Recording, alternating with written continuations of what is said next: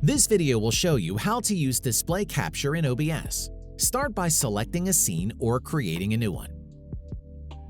Click the plus icon in the source panel to create a new source. Choose Display Capture. Name your source and press OK. Click the Display menu and choose the screen you want to capture. If you only have one monitor, then it will automatically be selected. Any game or window shown on the chosen screen will automatically be captured using Display Capture.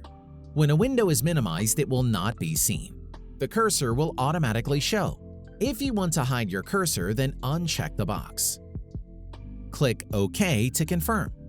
If your screen does not match your OBS canvas, then you will need to resize the source layer.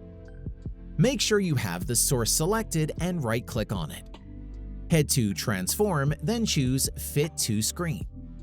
Your display capture will now be set up in OBS.